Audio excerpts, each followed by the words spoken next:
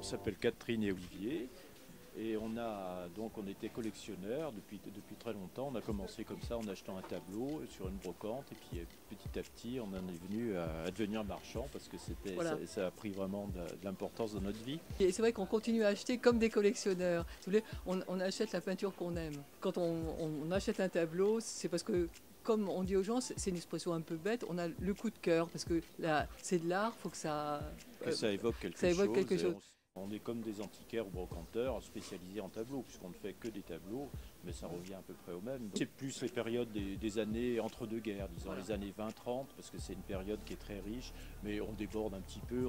Ça nous arrive d'acheter à l'occasion des tableaux plus 19e, et puis on va jusqu'aux années un petit peu après-guerre, donc dans les années 50-60. Parce Oui, que c'est vraiment l'art moderne. Oui, quoi. c'est ce qu'on Voilà. appelle l'art moderne. C'est avant l'art contemporain, Voilà. quoi, finalement. C'est-à-dire et puis mais on n'a pas de hier. S'il y a un tableau, ça nous est arrivé d'acheter des tableaux 18e, parce qu'ils nous parlent, parce qu'on voit que c'est de qualité, c'est les opportunités d'achat aussi des fois.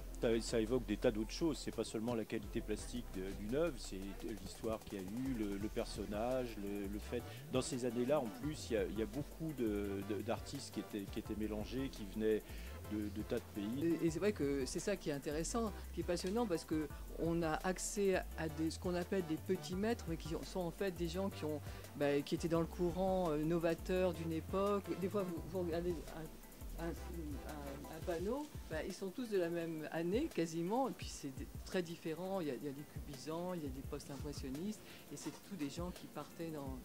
Il y en a beaucoup qui ont assimilé ce qui s'était fait avant, parce qu'évidemment, depuis l'impressionnisme, il y a eu des tas de courants, le fauvisme, le cubisme, etc., et qui ont quand même cherché à partir de ça à faire une œuvre personnelle et être indépendant, quoi. Il y a un peintre qui s'appelle Charles Dufresne, qu'on aime beaucoup et qu'on a rencontré il y a longtemps dans un musée. Je me rappelle, c'était un musée à Troyes, et on l'a visité comme ça, puis il se trouve que c'était un collectionneur qui avait fait une espèce de fondation.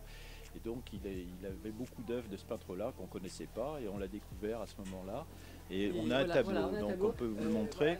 Ça c'est les années 25. Oui, 25 à peu près. Il s'appelait lui-même le Delacroix de la foire aux croûtes. C'est le genre de peintre qu'on aime parce qu'il a vraiment évolué selon les époques. Il a commencé à la Rue Blanche, un peu, vous voyez, comme Bonnard, ces gens-là. C'est un coup de cœur. Le tableau, le peintre, et on est content de faire redécouvrir des peintres comme ça et de faire voir aux gens qu'ils peuvent avoir de la peinture de grande qualité sans accessible, quoi.